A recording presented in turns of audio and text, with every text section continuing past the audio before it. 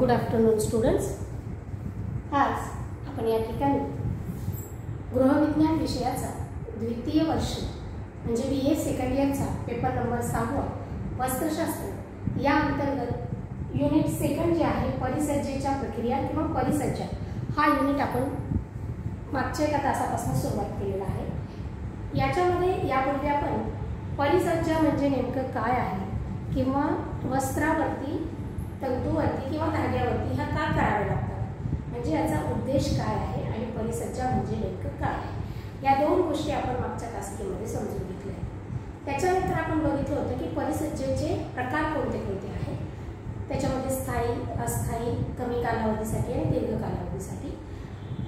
हे झालं त्याच्या ड्युरेशन म्हणजे तो किती काळ म्हणजे ती परिसज्जेची प्रक्रिया किती काळ आपल्या कपड्यावरती टिकून राहते याच्या अनुषंगाने त्याचे 4 प्रकारामध्ये विभाजन केलेलं आहे.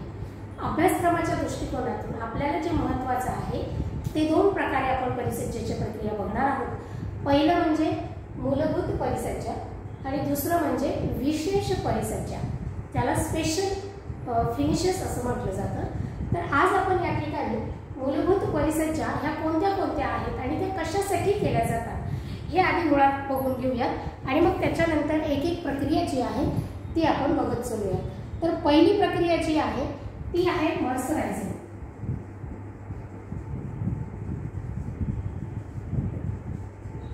तर मर्सरायझिंग ही प्रक्रिया जी आहे ती का केली जाते किंवा त्याचा उद्देश काय आहे तर वस्त्रावरती चमक आणणे,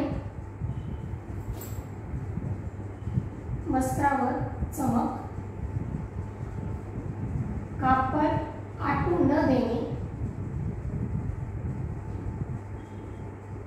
म्हणजे ते आकसण्याचं जे प्रमाण आहे कापडाचं ते कमी करणे, आर्द्रता शोषकता निर्माण करणे आणि मजबूती वाढवणे म्हणजे कपड्यामध्ये आर्द्रता शोषकता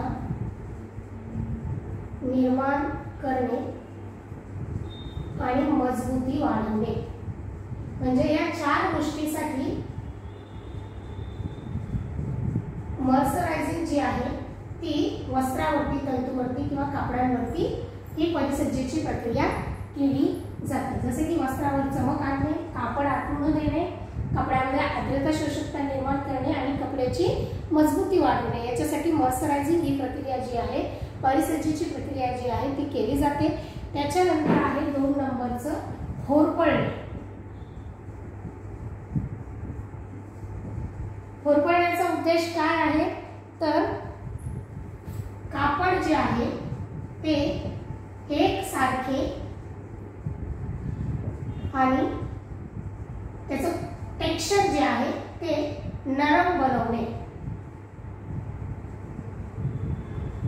म्हणजे कापड एकसारखं बनवायचं आहे आणि शिवाय त्याला सॉफ्टनेस किंवा नरमपणा सुद्धा त्याला देण्यासाठी होरपळणे ही परिसज्जेची प्रक्रिया केली जाते. त्याच्यानंतर तिसरा परिसज्जेची प्रक्रिया आहे स्वच्छ करणे. आता याचा उद्देश काय आहे तर साधारण तंतूमधून घाण किंवा कचरा काढून टाकणे. तंतूमधून घाण किंवा कचरा काढणे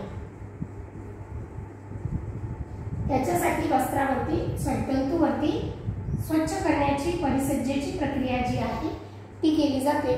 त्याच्यानंतर सल्फोरायझिंग.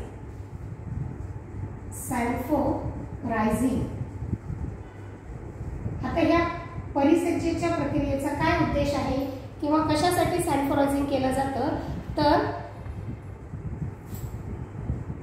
ह्याच्यामध्ये कापड जे आहे ते आटवून घेतलं जातं.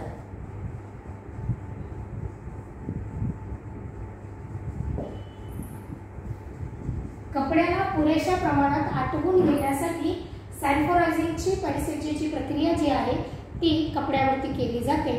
त्याच्यानंतर आहे विरंजन. आता विरंजन हे कपड्यांवरती का केलं जातं तर त्याचा उद्देश आहे किंवा त्याच्या मागचा उद्देश आहे की कपडे पांढरे शुभ्र करणे.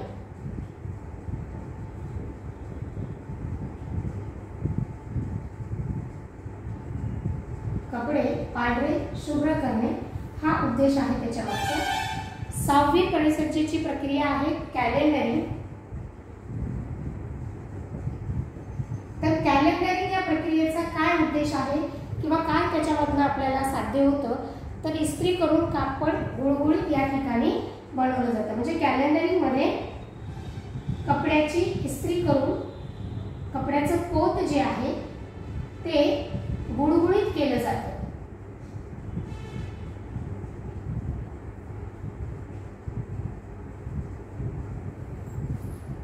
त्याच्यानंतर आहे 7वी प्रक्रिया, ती म्हणजे आहे ब्रशिंग।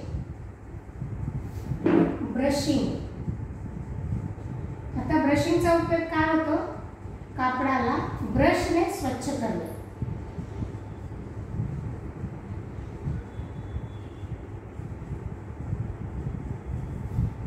त्याच्यानंतर पुढची परिसज्जेची प्रक्रिया आहे वजन वाढवणे, त्याला वेटिंग असं म्हटलं जातं। आता वजन वाढवणे म्हणजे काही कापड जे आहे ते कमी वजनाचं किंवा कमी वेटचं असतं, ज्याला आपण त्याचं हे वजन जे आहे ते वजन वाढवण्यासाठी त्याच्यावरती वजन वाढवणे ही परिसज्जेची प्रक्रिया केली जाते। याच्यामुळे त्या लो वजनाचं कापड जे आहे ते हेवी वजनामध्ये बदलतं। कापडाचे वजन वाढवणे।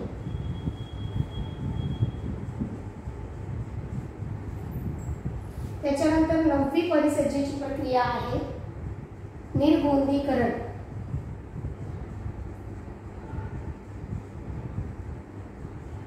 गोंद म्हणजे स्टार्च, आणि काही कपड्यामध्ये हा स्टार्च जो आहे तो कायम त्याच्यामध्ये असतो, म्हणून त्याचं जे स्टार्च जे आहे त्याचा कडकपणा जो आहे तो कमी करण्यासाठी निर्गोंदीकरण केलं जातं। म्हणजे त्याचा स्टार्च जो आहे तो कमी केला जातो। साधारणपणे ही परिसज्जेची प्रक्रिया जी आहे ती रेशीम तंतूवरती केली जाते। फक्त रेशीम तंतू जो आहे, रेशीम तंतूतलं गोंद जे असतं ते कमी करण्यासाठी निर्गोंदीकरणाची प्रक्रिया ही रेशीम कपड्यावरती केली जाते।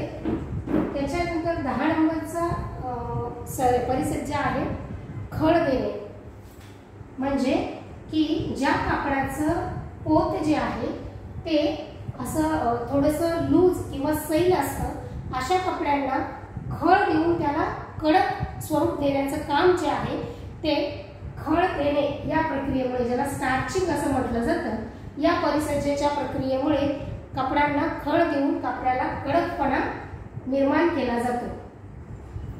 कापडाला खळ देऊन कपडा कडक करणे, त्याच्यासाठी त्याच्यावरती खळ देण्याची प्रक्रिया जी आहे ती केली जाते। आणि त्याच्यानंतर आहे शेवटची प्रक्रिया चमक कमी करणे। 10 नंतर 11वी परिसज्जेची प्रक्रिया आहे चमक कमी करणे।